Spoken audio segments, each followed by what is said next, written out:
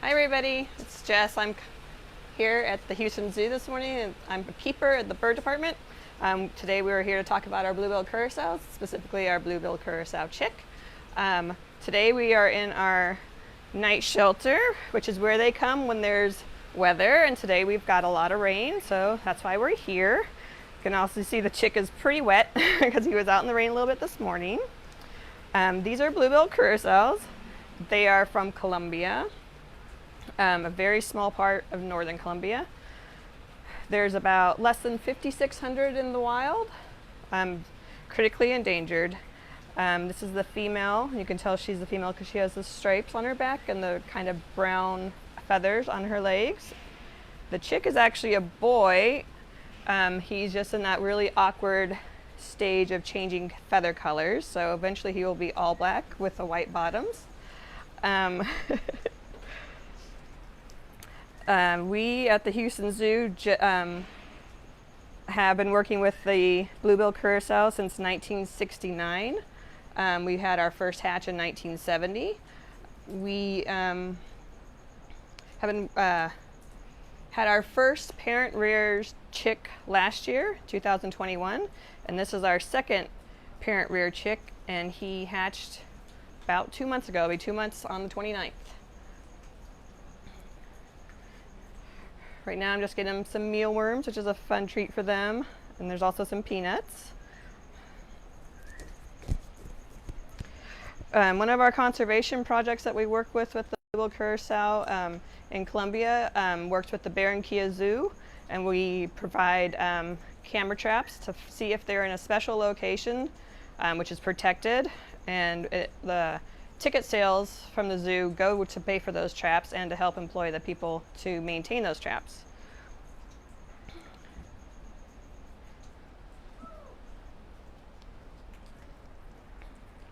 We have 7 blue-billed curassows at the zoo currently. They're about 56 in our AZA facilities.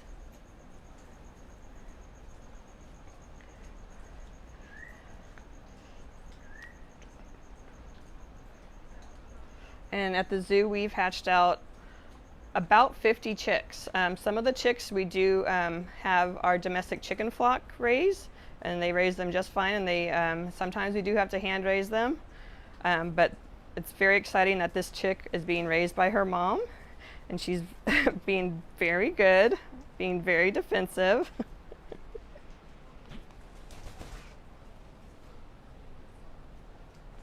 So with parent rearing, we pretty much are hands off.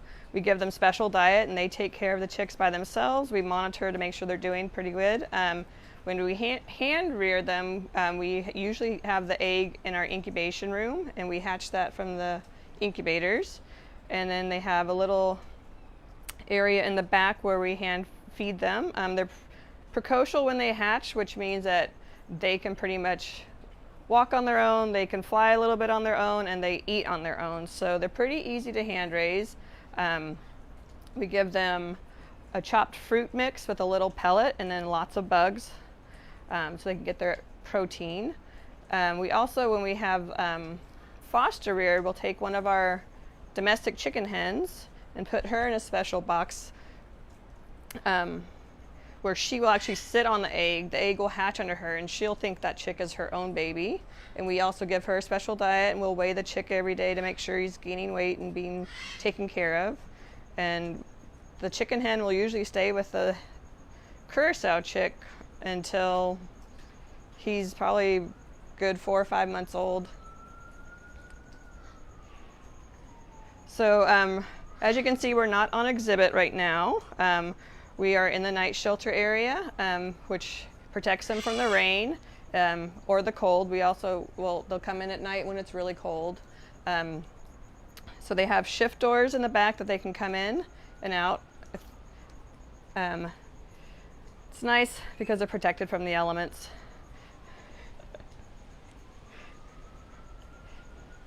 And it's very dry right here compared to being on the exhibit where it's going to be very wet. You can see the chick is still a bit wet and he's preening himself right now. trying to dry off his feathers.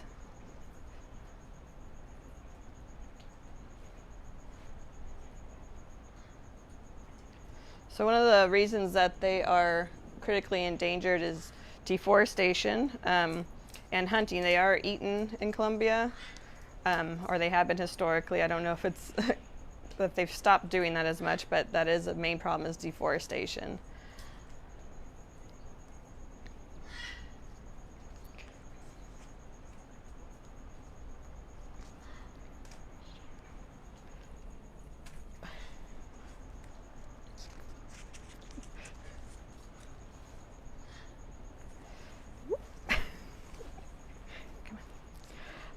So these birds are located in our new Pantanal area at the zoo. It's called the Cliffs Aviary. It's where our blue-throated macaws are housed as well. So it's a really fun exhibit because you can see the curassows and the macaws in somewhat natural exhibit, and they're right near the jaguars and the otters if you want to come see them. They're usually out in the mornings for the most part, and then in the afternoons they're kind of hiding in the grasses trying to get some shade. Someone asked if their feathers are waterproof. They're not waterproof like ducks. The feathers are not waterproof like ducks, but they can withstand some rain. You can see if the end of her tail feathers are really wet, they get real pointy and they start separating a bit. So they will try and find shelter, as opposed to ducks who can just swim all day long and get wet and have it just roll off their backs.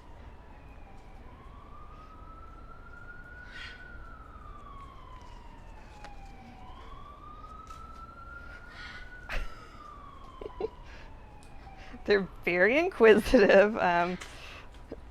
So one of the reasons I really like working with the curassows is they're always up to something. They're very easily enriched, obviously. Like I said, when we go in there and clean with them, they're always seeing what we're doing and trying to help us. It's not really helpful, but they think they're helping. So their diet for the curassows, in the wild, it's mostly fruit. So we give them a fruit-based diet with a pellet that has all the minerals and nutrients that they need in it. They obviously love mealworms as well. Peanuts are one of their favorites too. But they're pretty omnivorous. They'll pretty much eat anything. If they come across a small lizard, they'll eat a small lizard or frog. We don't provide them with those things. It's mostly a fruit-based. Sometimes we'll give them some greens and some lettuce, and they really like that as well. You can see her shaking off. She's trying to dry off. She's also doing a little head shake, which is pretty much telling us that we're in her spot, and she's just letting us know she's here. And she is also protecting her chick. She's doing a very good job.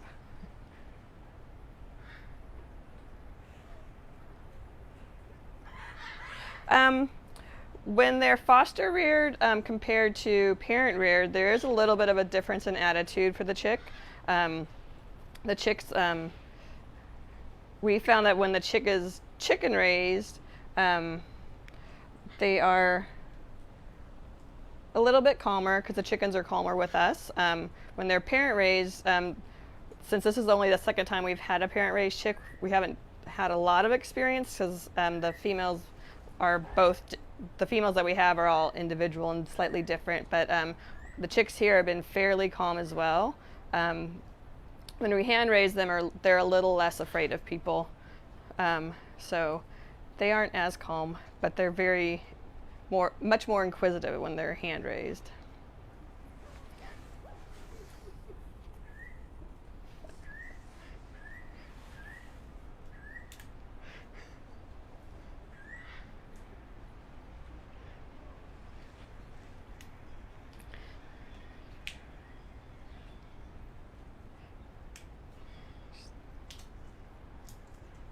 So they can crack up with nose peanuts with just their beak. We don't have to do that for them. They can do it. She usually, since the chick's a little bit bigger, she used to break it up a little bit for him when he was littler, but now he's big enough to eat him on his own, but I think he's very into what we're doing right now. So curassows, for the most part, they weigh about 7 pounds. Males can be a little bit heavier than the females. They're probably about 3 feet tall. They in the wild, here too, they'll lay 2 to 3 white eggs, but in the wild they'll build their nests high up in trees. For them here, we have a nest tub, which is just a big metal galvanized wash bin that we put up high in the enclosures, and they'll sit in those and nest and raise the chicks, and the chicks will pretty much fly out of that nest on day 1, day 2.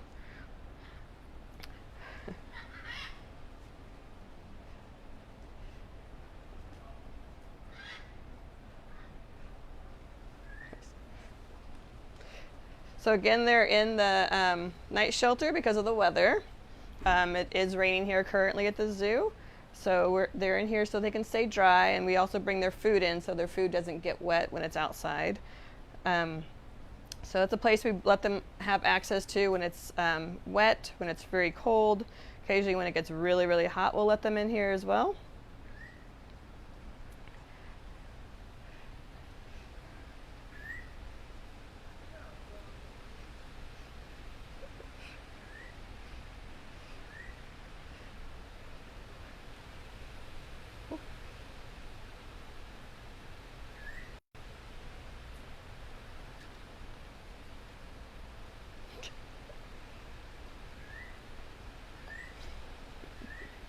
Most of the time in the wild, they are fairly terrestrial. They'll just stay on the ground, walk around under trees, and through bushes, but they will roost at night.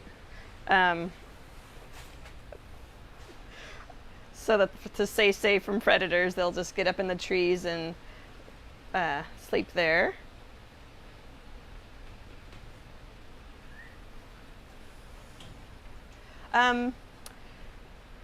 They are in an enclosure right now with 6 blue-throated macaws and a Venezuelan troupial. They don't really interact with those birds that much. The macaws tend to stay really high up, and the troupial as well, so they don't go up very high except for when they're going to sleep at night. So they pretty much are doing their own thing, not interacting with their enclosure mates.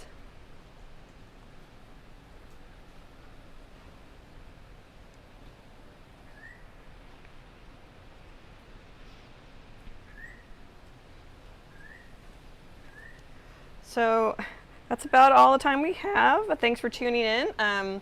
Join us again next Wednesday at 11 o'clock. Thanks for tuning in and supporting the zoo.